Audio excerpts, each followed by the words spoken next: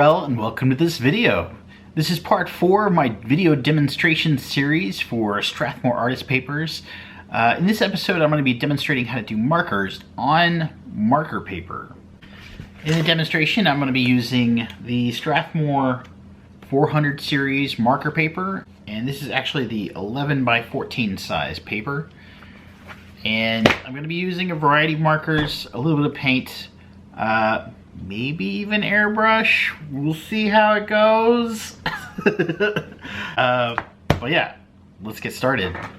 In this video I'm going to demonstrate a little bit of my illustration process, which means not just doing a sketch, but actually taking a sketch, developing it out into a finished drawing, and then setting it up for paint, rendering, markers, whatever material you want to use. In this case, I'm using this sketch of a guy I saw at a restaurant called Talleyrand, which is where a lot of old people go to eat breakfast, which is a cartoonist delight, I have to say. But this guy was just amazing. I scanned it in and I cleaned him up digitally, and I actually sat and stared at the drawing off and on for 3 or 4 days, trying to figure out how I could make it funny. Nothing was really clicking, and then I got the idea that there needed to be another character. So yeah, I'll show you what I ended up with. Okay, so this is the finished line art. I drew it digitally in Photoshop on a drawing tablet, and I call it Lullaby. I just love the idea of this little old lady falling asleep while her husband drones on and on with some story. So I'm going to convert the line art from black lines to skin tone, and I do that by creating another layer, and I fill it with a skin tone and set the layer style to lighten. There's a lot of ways to get the same effect. And then I actually lower the opacity of this down so it's not too visible. And I'm going to print this onto the 11 by 14 Strathmore 400 series marker paper.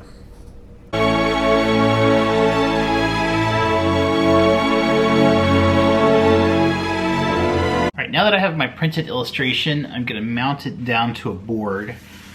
I'm not really going to do a lot of wet material on this, but I want to mount it to a hard surface. That way it's not pressing into this. I've got sort of a rubbery mat on my desk that keeps my pencils from sliding off.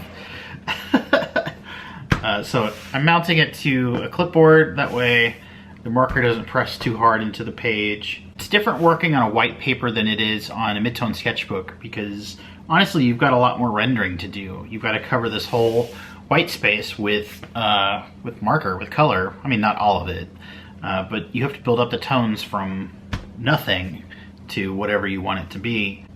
I usually try to work my way around the page. I'll start usually with like skin tones, and I'll go from one end to the other and just sort of bounce around, filling in different areas and building up the lights. You want to go from light to dark with markers.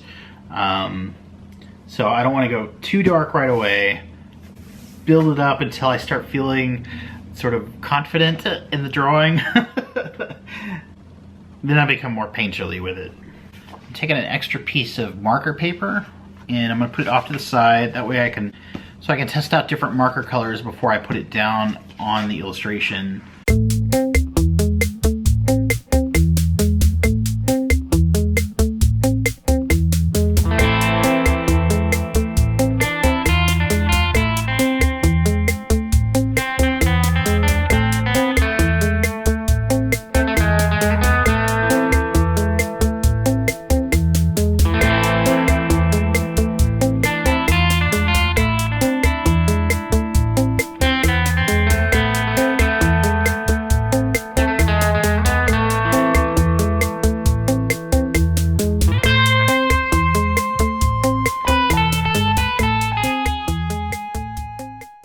Alright, I got the first pass on his skin tone. I'm gonna let it, make sure it dries completely, and then I'll go back, add in some darker tones, do another pass. Right now I'm gonna move over to this sweet little old lady, see what I can do for her.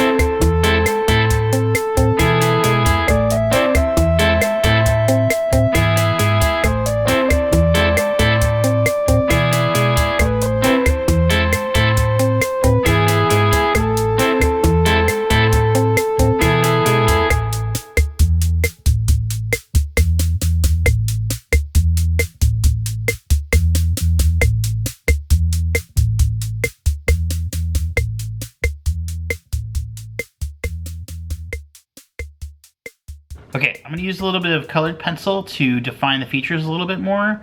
These are just gonna be Prismacolored pencils. Normally I would use like a brush pen or pen, you know, just Micron Pigmas to define the line work a little bit more, but since this is an illustration, I want to keep it a little more colored.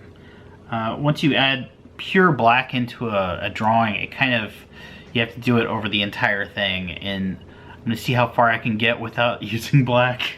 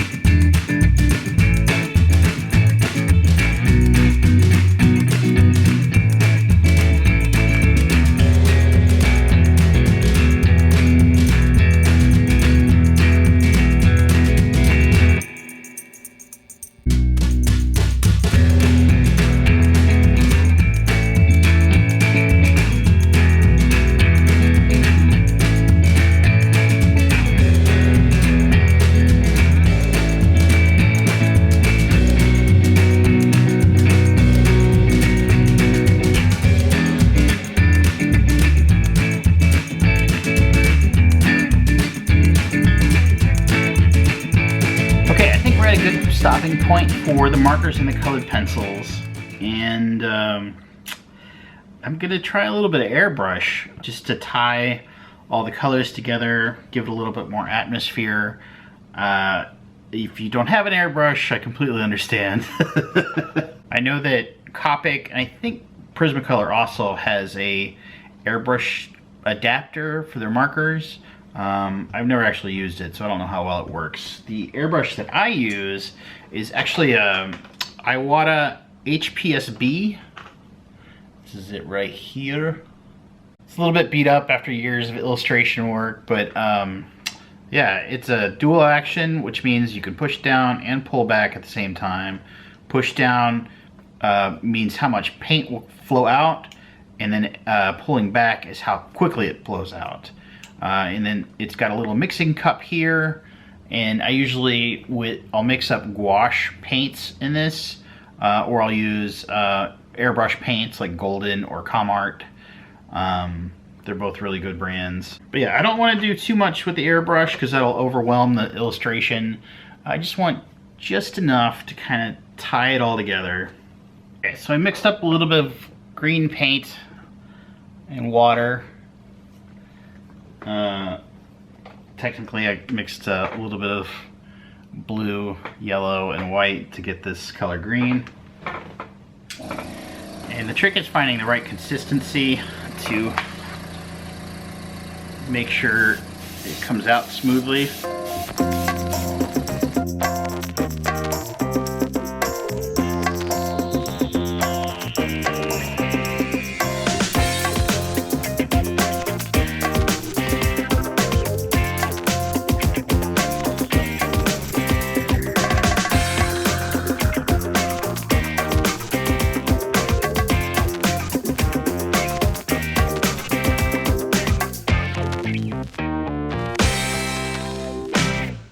Okay, my favorite part, peeling the tape off the illustration. Went too fast.